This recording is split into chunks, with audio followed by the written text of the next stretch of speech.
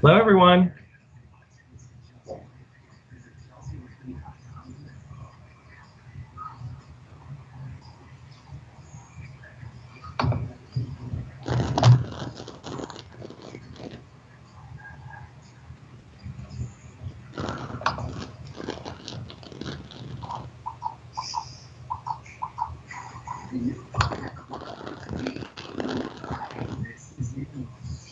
Hi, everyone. I'm Ryan Stacy.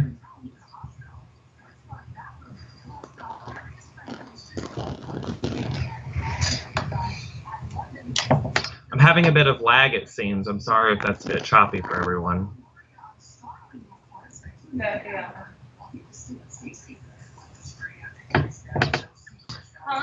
I worked on, first I did Midsummer Nightmares with Concept Media, and then I did Sleeping Soul with my partner Sean Burkett, and after that we did Panty Raid, we did Bludgeon, we've done... Yeah, I think that's it. We're also working on our project Watch This right now, which is a collective of horror shorts.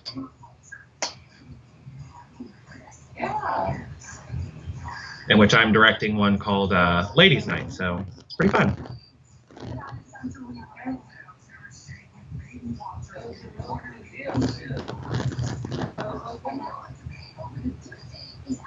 Well, I was looking at, like, initially I wanted a Honda, since I have my little CRV, my first one, I love it. A lot of the challenges that I find are, I have a question here about some of the challenges I face as a director on a daily basis while filming. And mainly the challenges I find are basically working, you know, I do films with larger casts, and it can be quite challenging working with a lot of people at once, also, you know, trying to interact with your crew as well. And I find that's actually just the biggest challenge. Everything else really is kind of pretty simple. I really enjoy it. Kind of, but they have dealerships now, so it's sort of like G cars that has a full history of what the yeah. I mean, it's a really good. When did I get into filmmaking and what inspired me to start? I've always wanted to make films, probably since I was a child, and I've just always been fascinated by the magic of making movies. And when I got into it, I actually got into it about 2.5 years ago with my partner at Concept Media, Sean Burkett, and we'd always talked about making films, and for years we would sit around and just talk about it. And one night we were sitting there and we said, hey, let's just do it. And we took off and we ran with it, and now we have a lot of fun, and we are where we are today. 2 years later, we're going on 3 years in January, actually. So, have I ever had any disagreements on either character development, lines, etc., with an actor or actress on any of your films? Yes, I have. I think that you will run into that with any actor, because I find that, you know, and I know this from acting experience, an actor is someone there who has fine-tuned their craft, and in their mind they have an idea of what they want, how their character should be, what their character would say. It's all, you know, in their character development they have done on the side, on their own private work with that role prior to coming to set. And there's always going to be headbutting, I feel, with that.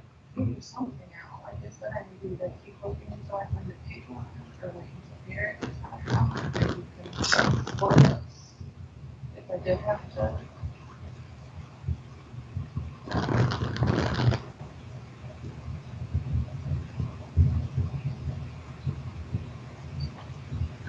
I know, but we can't can't do it right now. Right now, he's still just a temp. He makes less than me right now, so we could not take it long distance. How do I overcome those challenges with the actors? What is the style of directing and leadership in those cases? I try to take a proactive approach with it.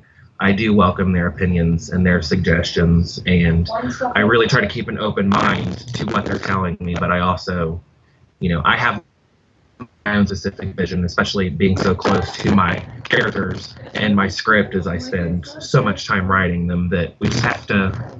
I try to find the middle ground there. I don't like to argue about things, but I mean, it tends to happen.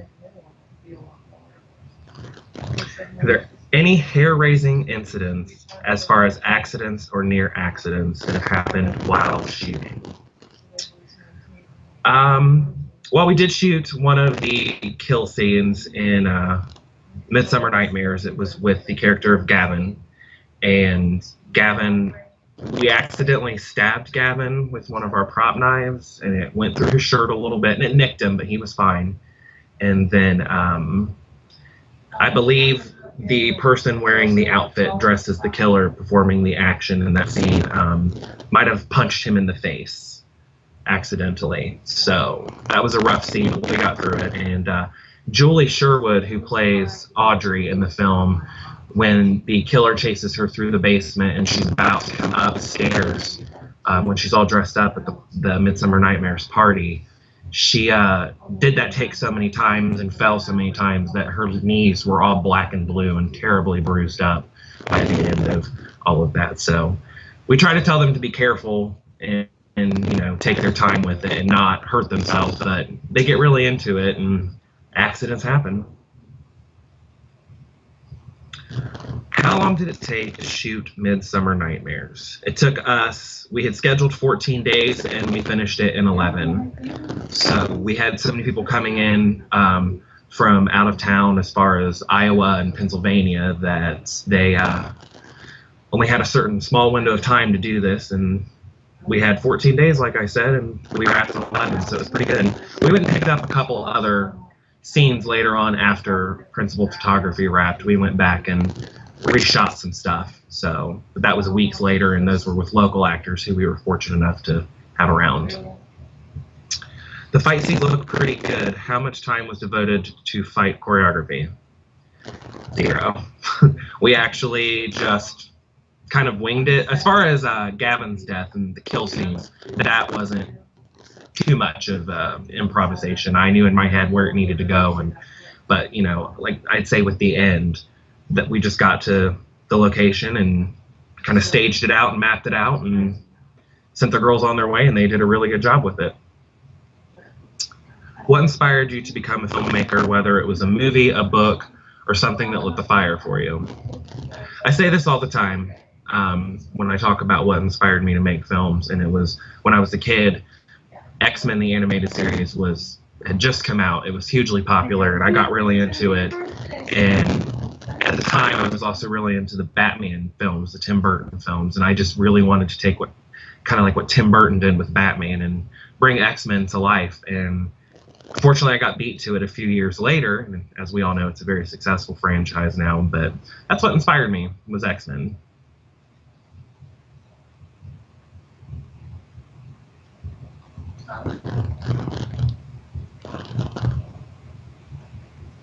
Where is she? It was. X-Men was a great animated series. It's my favorite of all of them. What has been the most fun experience you have had as a director?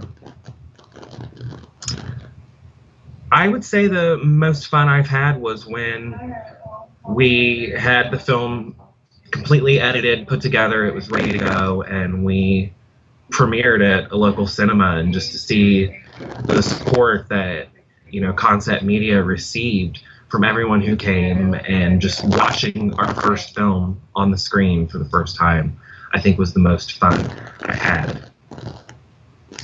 And what was the worst experience? I'm being asked here. The worst experience was shooting the end of Midsummer Nightmares in the abandoned house, Memorial Day weekend of 2011. We had a really, really humid spring and summer that year, and it was just miserable in the house underneath the lights. It was an old abandoned house, so there were just bugs and dust everywhere, and my actors were miserable, and we were there for hours, and no one was happy, but I think that fueled the end and kind of made it what it was, because everyone was just so grumpy, I guess you could say. So that was the worst experience. Climate really just always ruins things for people, I feel.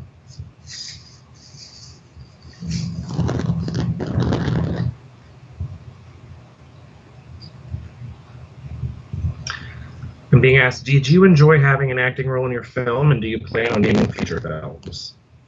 I did enjoy that. It was totally last minute. I decided I was going to have to do it the day before we shot that scene. And I just, I really did have fun with it. I'm more surprised that I did. I thought I wouldn't enjoy it as much. And I actually am making an appearance in the sequel, Midsummer Nightmares to Summer's End. I'm playing the same character.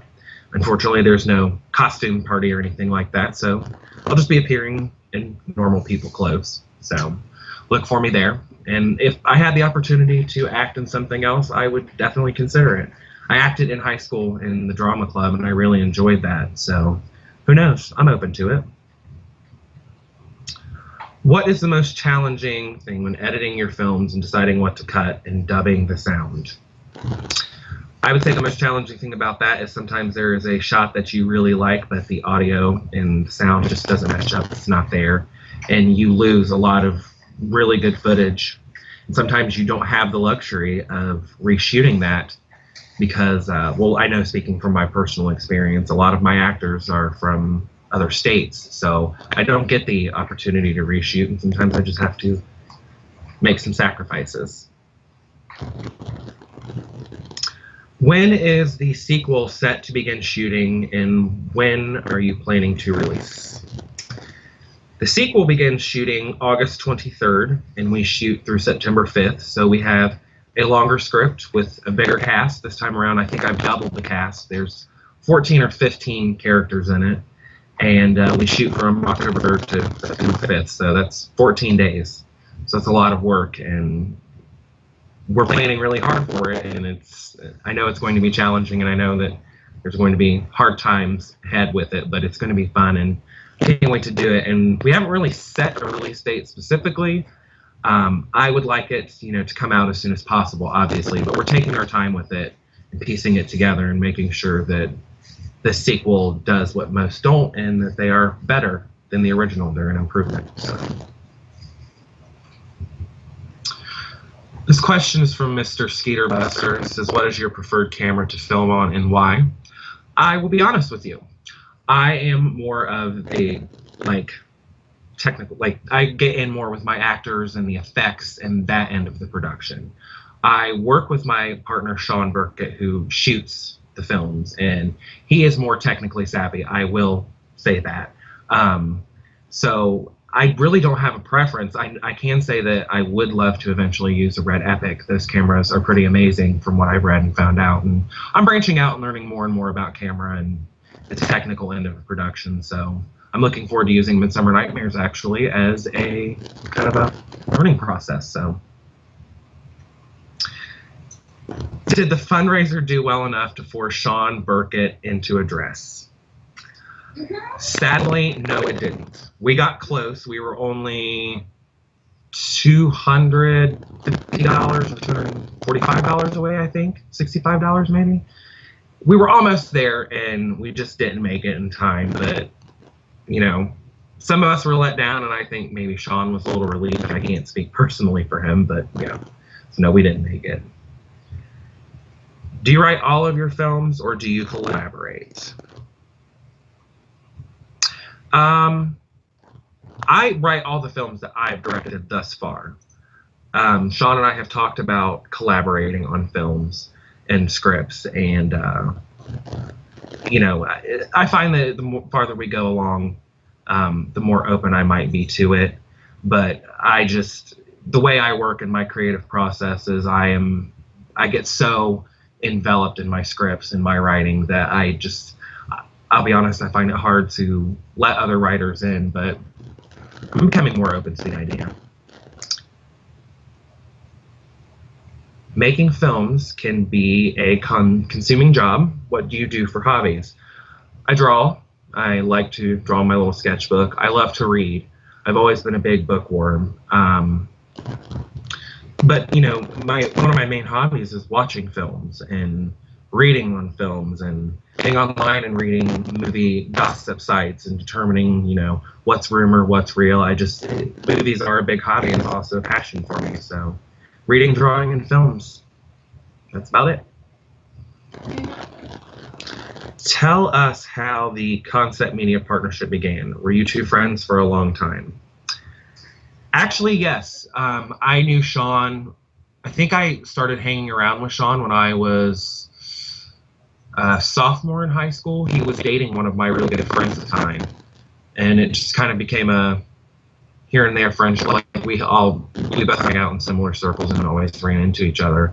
And Sean and I would actually hang out up at the Waffle House in our town, and we would just chain smoke cigarettes and drink coffee, and that's kind of where our friendship began. We just really took off. We'd sit there and talk about films and play a movie game and just drink coffee. We really wouldn't buy anything, so that's just what we did.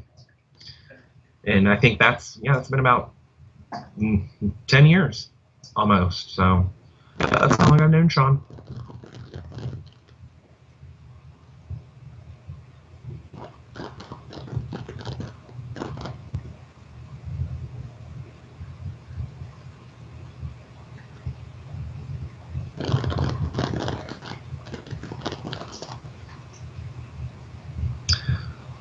What's my favorite film? That's a really hard question to ask somebody who really likes films. And I would have to say that one of the films that made the biggest impression on me and is one of my top favorite films would be John Carpenter's Halloween. That was the first horror film that I watched, really, and it scared the crap out of me. And then I just grew to love it, and I just have a really strong appreciation for that film. And so that's where I'd have to say that's definitely one of my top favorite films.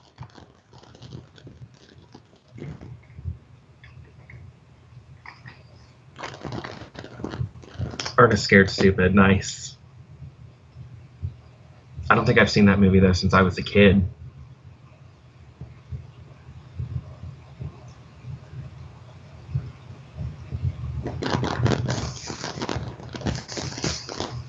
Would anybody else like to share their favorite film?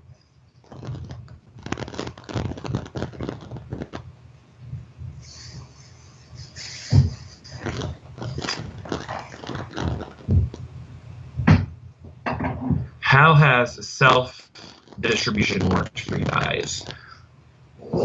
At first, it was scary because when we first started out, we only had Midsummer Nightmares, and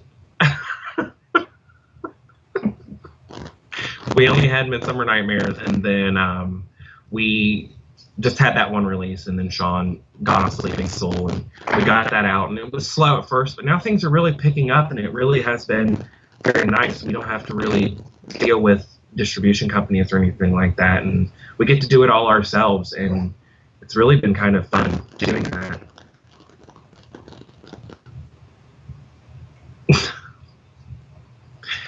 Kara can see you.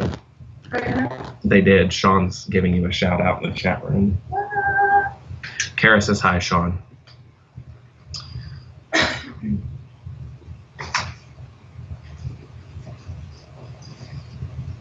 Sorry, guys. And he says, hey, sis. Oh, I'm still obsessed now. Mm-hmm.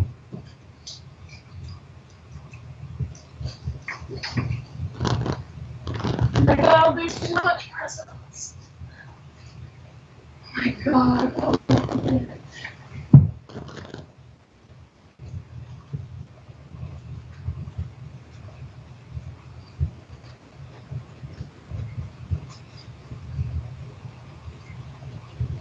If you had an unlimited budget and could make any movie you want, what would it be? It would be a film adaptation off of one of my favorite books that I've ever read, and it's called Density of Souls by Christopher Rice. I've always felt that film would just be amazing to do. or that book would be amazing to turn into film rather. And so if I had the budget and could afford to purchase the rights, I would definitely get that one.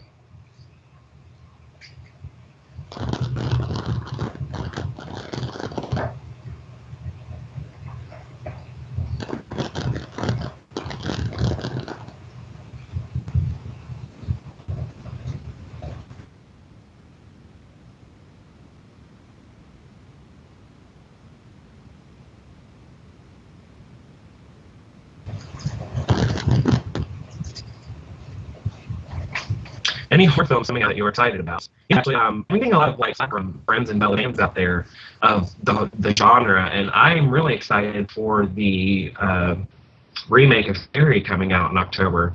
Growing up, I was a really big fan of that book, and I read it like once a summer. It was just one of my staples, and I always felt that the 1976 film, and then soon after I started reading the book, the 2002 television film, just never completely did the source material justice. And just from what I'm seeing and what I've heard about this film, and I really believe in the director Kimberly Pierce, who her film Boys Don't Cry was amazing, I just feel that they may have nailed it this time, and I think it's going to be awesome.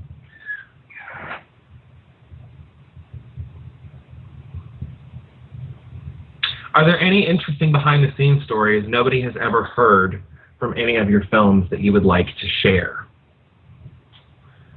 Well, I would probably, I have to think about that.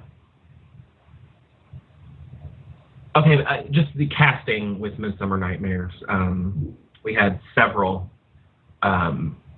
recasting happen in very close to the shoot of the film, and we just had to take care of that, and it was very challenging. But we ended up getting some really awesome people, including one of the major casting changes that happened, I believe, like the day before the character was due to shoot, would have been our friend Scott Gillespie taking over the role of Rob, and I feel like he's just amazing, and he did an awesome job on such a short notice. And he's going to be back in the sequel, so we thought it really worked out really well.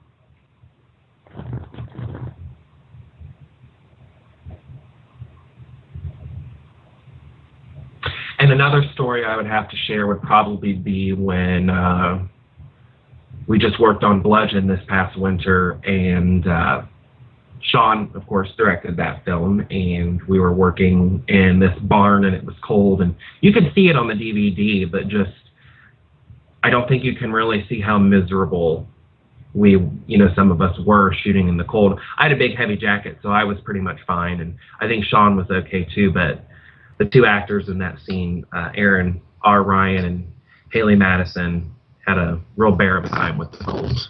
So,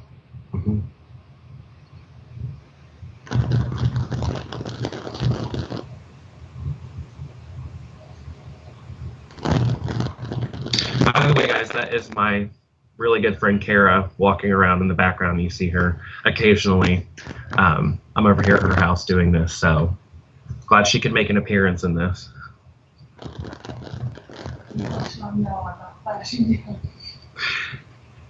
Have you done a lot of cons or film festivals promoting your films, and if so, what has the experience been like? Yes, we do tons of conventions every year, it feels like. We do pretty much all of the horror hounds we do. We've been to a couple of Days of the Deads. Last summer, Sean took The Sleeping Soul to Fright Night / Fandom Fest down in Louisville, Kentucky, which we'll be going to next Friday night because Bludgeon is screening there, so we're going to support that. The experience is always fun. We meet a lot of new people, make great contacts. Some of the cast in Midsummer Nightmares 2 are people that I have met at these conventions, specifically my good friend Kitsy Duncan. We do sell, DVDs, and we meet a lot of great people who stop by the table and always have nothing but nice things to say about our films, and they're always really enthusiastic, and we really like to hear those things. So I would encourage anybody, to just go to a convention, even just as a con-goer, and you'll have a lot of fun. And I mean, of course, there's always the draw of the celebrity guests and the parties and the socializing. So it's a really good experience, and I enjoy it every time.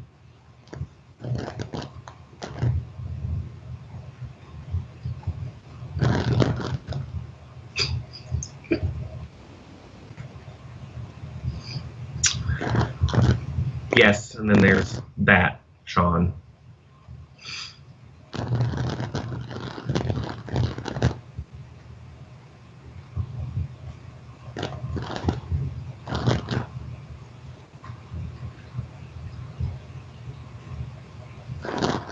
Have you seen any really amazing indie horror films recently that you'd recommend?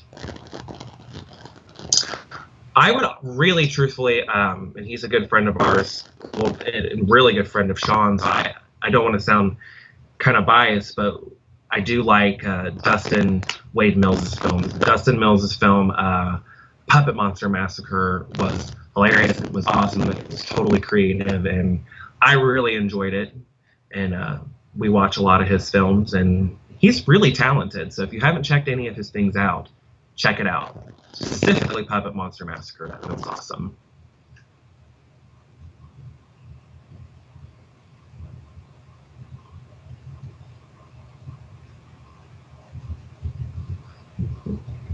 Yeah, Justin's a really good guy. We also see him at all the conventions, so.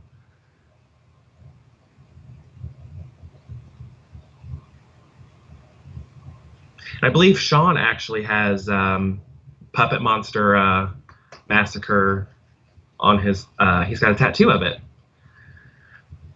Aren't you making a Halloween fan film? Yes, I am. And it's called Halloween, The Mask of Michael Myers. And it's due out as soon as we get it done, actually. We're shooting in October, so having a lot of fun with that. I'm trying to find some really fun characters to bring back, you know, from previous films that didn't die, but also create some new ones that people would find to be a lot of fun. I'm not sure if you can show it here or not. I mean, if we're able to, I would love to.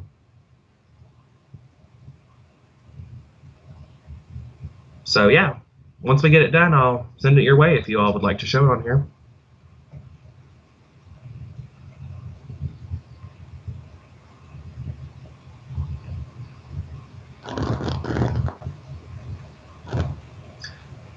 Ooh, a Jurassic Park fan film. I would like to check that out.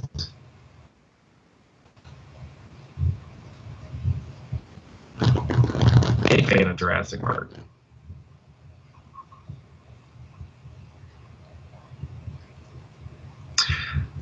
Any plans for after Midsummer Nightmares 2? Yes, actually. I believe soon after we do Midsummer 2, we're going to do the Halloween film. And then I believe we're going to start working on Sean's next movie, which is Don't Fuck in the Woods. So he plans to shoot that in May of next year, and we're going to get on getting that film going.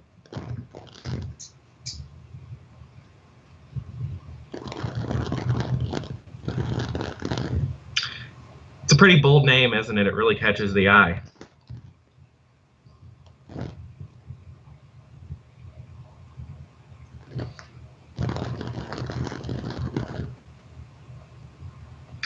What advice would you give to aspiring filmmakers? I would love to tell people, you know, you could go to film school, and this is some advice I got from a filmmaker that I met at one of the conventions, is if you really want to make films and your heart is in it, you can do it yourself. You don't have to spend time and money in a film school. If you love it as much as, you know, let's say I do or Sean does, just go out and do it and just make it happen for yourself. Because we live, fortunately enough, in a world today where all of those tools and resources are just so easily accessible. You can do it, and you can get support through these crowdfunding sites, which has been a major help in the entire spectrum of indie films, not just with horror films. Any chance of a Midsummer Nightmares 3D? I'm going to get you for asking this question. I would love to entertain the idea of a third Midsummer Nightmares, and it does seem to be a tradition with films like this. When you get to part 3, you know, play off the gimmick of 3D with the 3, and, you know, if I could find a way to do it and make it really cool and really impressive, then yes, there could be a chance for it. Do you have interest in filming any non-horror films? Yes, I do. I love horror. It is a great genre, and when you're in the indie film world, you know, you have the ability and the joy to make these horror films because horror is actually quite inexpensive to make. And, you know, as Sean and I have found out, it's the most marketable thing to do. But yes, I do have major interest in doing other non-genre films. I would love to maybe do a drama. I would stay away from comedy because comedy is so difficult and it is so technical. And if you do comedy, you know, sometimes it just backfires in your face if you don't do it right. Yes, I agree. That would be really fun to do the old school 3D with the multicolored glasses. Yeah, the red and blue glasses, and that would be fun. I feel like a lot of films nowadays, you know, speaking of 3D, I think they're just too reliant on 3D. If it's there for a special effects heavy film, I think that it works. But now we're getting into making dramas in 3D, like that ridiculous Dolphin Tale movie a couple years ago, and I just don't think it's necessary. I don't.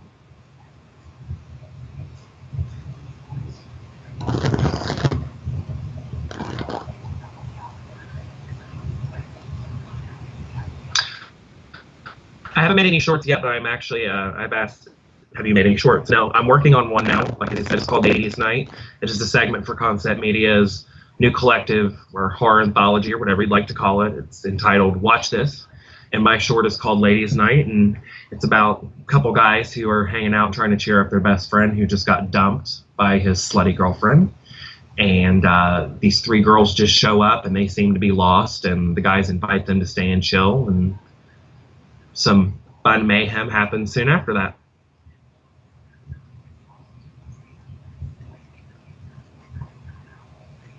Those are the 3D films. Yeah, I agree with you that the 3D films are just texture and it's a gimmick and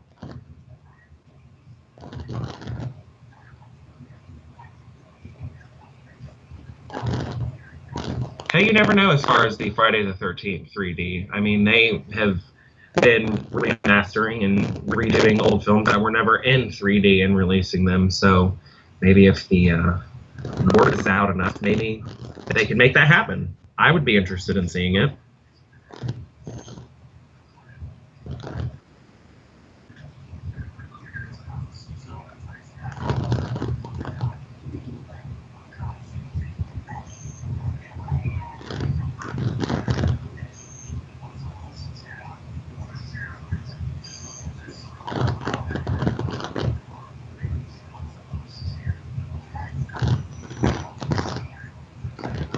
Does the anthology link together, or are they all different stories with a wraparound? No, they do not link together. They do not have a story that just kind of ping-pongs off each other. They have a wraparound story that goes in between them. So we say it's 5 different stories, but it's actually 4 shorts with a story going on in between each segment.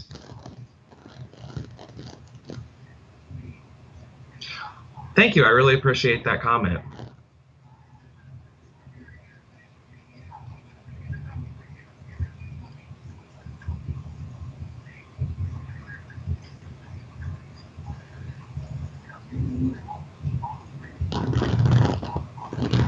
If you'd like to compare it to Clerks, I can see the comparison. Just probably with a little more twisted and gritty stories. I mean, it's just some of the stuff that's happening in Watch This is pretty messed up.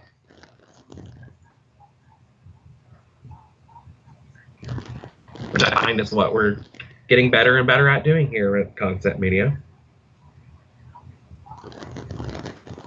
Have you considered writing in addition to directing? You have done any short stories, novellas, etc. you may have wanted to do? Before I started filmmaking, I did write short stories. I wanted to write a novel. I've got things started all over my computer, and I don't know. There's something about writing a script, and you're writing it, but you're also trying to keep in mind of putting things in there that specifically state how the story is going to be brought to life from page to screen. And I have just been really enveloped into that, but I would really maybe someday like to write a novel.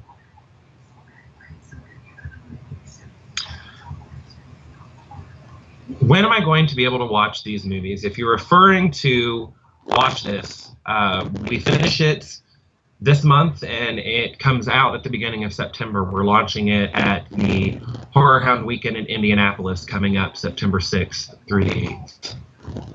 When you were developing the look of your masked killer for Midsummer Nightmares, did you have a specific design in mind, or was it something where you compromised based on available props? I always kind of wanted that mask. That mask is just generic and it's really simple, and you can buy it at any craft store or costume store. And that's kind of what I wanted, was a mask that you could just get anywhere, but that we also really didn't have to worry about being some sort of copywritten image or anything like that. We have had to get permission from the mask makers, but that was not a problem to obtain. So Sean and I sat down and I would sketch out things. He would sketch out things. I believe he tried to make a mask out of, it was either paper mache or plaster. And it's kind of got the same look and feel, but it was really heavy. And I don't know why we didn't go with it, but I think it was because we were able to get the mask you see in the film.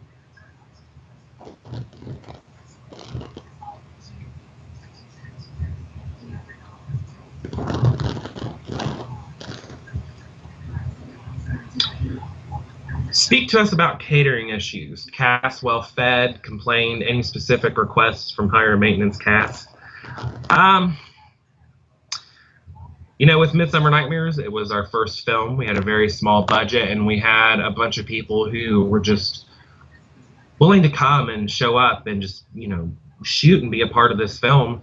I mean, they would run and get themselves food. Where we live in a town, there's all kinds of restaurants and things. So we did have a cast and crew cookout one day after shooting, and we all got to sit down and have hot dogs and hamburgers and just chill after a long couple days of shooting, and that's nice. And we're actually doing that with Midsummer too. We have a Labor Day barbecue happening.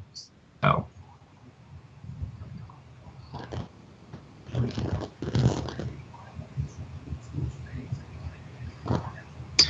Yes, Frank, it's a lot like kind of the story of the Scream Mask, if you will. It's very similar.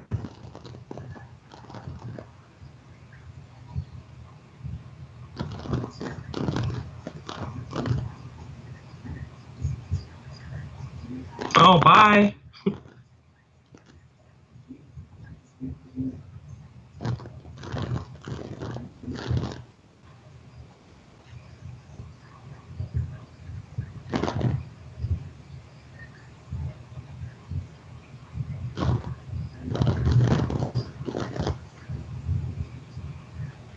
So I know that people get asked this question a lot, but I'd like to offer a question up to everybody else paying attention and chatting here with me. Like, what are your guys' favorite horror films? Like, that typical question, what's your favorite scary movie? Like, I'd like to hear what you guys think.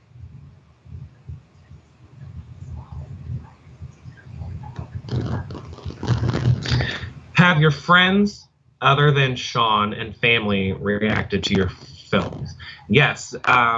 Some of my friends are in the film. The young woman who played Danielle Waters, her name is Stacy Frieders. She has been like one of my best friends since I was 13 years old.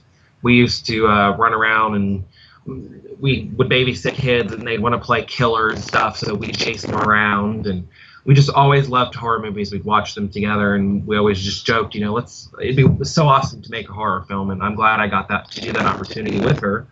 My mother is actually in the film. My family reacted to it very well in that sense. My mom supported the film. She was in it. She played Miss Peterson, mother of Holly, at the beginning of the film. And my family came. They saw it. They're not big horror film fans, and they were really not happy with the language in the film. But that doesn't specifically. That's just how people talk.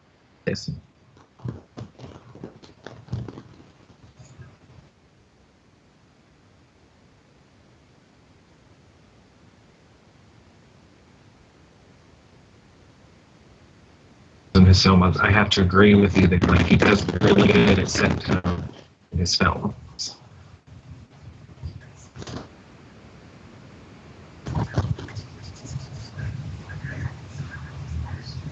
I love Nightmare on Elm Street 3.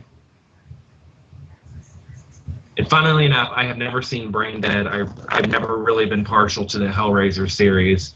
And Sean actually showed me Aliens for the first time not long ago.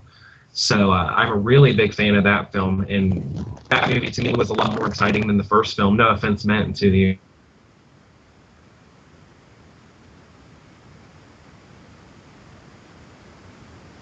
original Alien.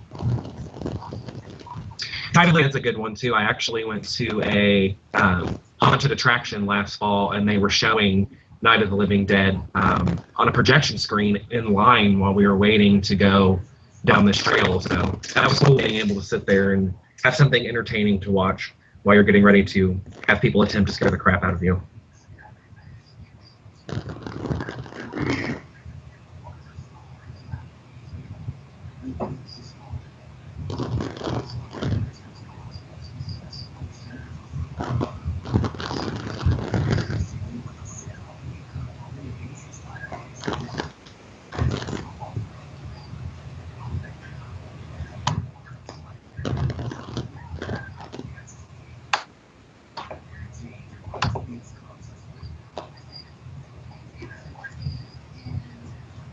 House of a Thousand Corpses was so bizarre.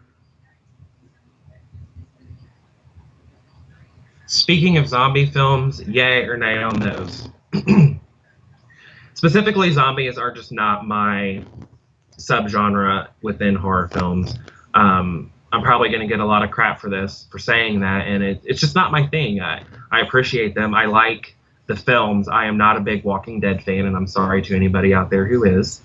But I do enjoy that zombies have kind of boomed a little, and they're just so loved. But I really wish that some love would be thrown back to the other styles and subgenres of horror. I feel like there's some really great things out there that kind of get ignored because zombies are really quite commercial right now. It's just the in thing.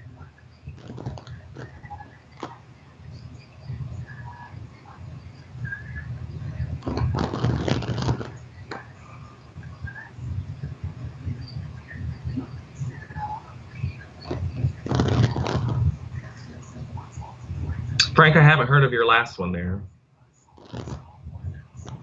No, I have never seen White Zombie. I would like to, though, only because it's Bela Lugosi's in it, and I feel like he is just one of the most amazing actors ever, even for as far back as he is in the history of cinema. That man was just so expressive and could tell you so many actions and just so many stories with his eyes alone. And to me, that's what really made him as Dracula.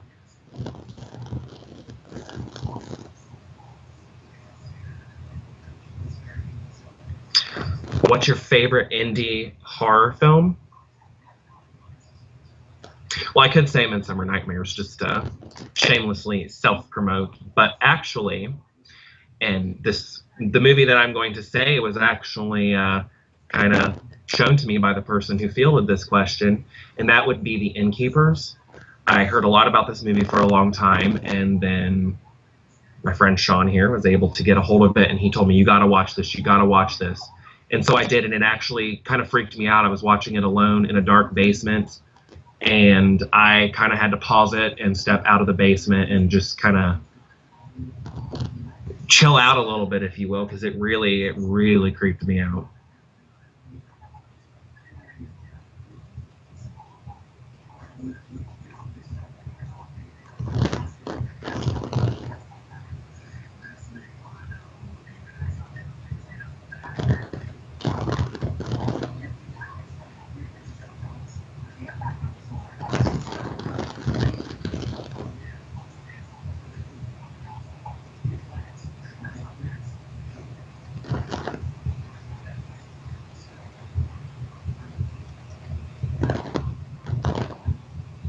I'm loving reading all this chat. It's just so much fun. Who's my favorite indie director?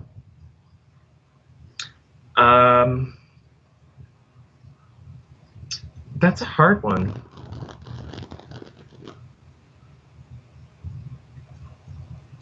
I would probably have to go, and I mentioned her name before, Kimberly Pierce. I just absolutely adored the film Boys Don't Cry and the entire production of it and the story and the performances and, you know, the fact that the actors were paid so minimally for each day's work, but they just gave such amazing performances, and it eventually led to Hilary Swank winning an Oscar for it. I just felt that that was such an amazing film, and I really think that that's because they had such a gifted director.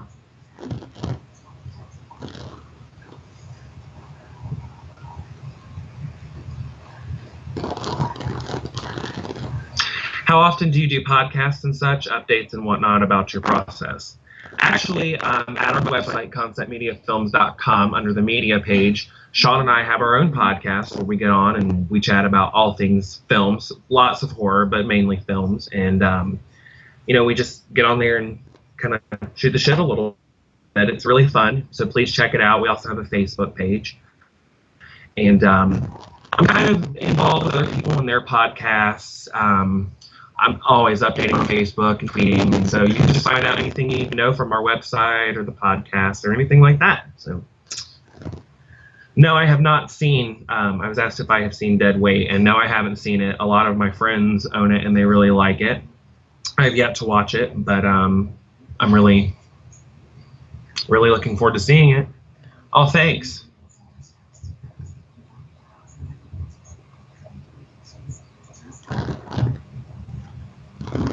And I would love to show the sequel on here once it is finished and out.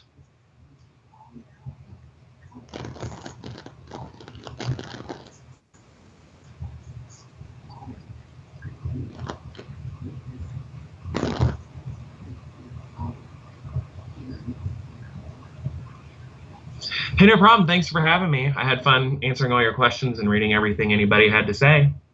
So thanks for having me again, and look forward to coming back.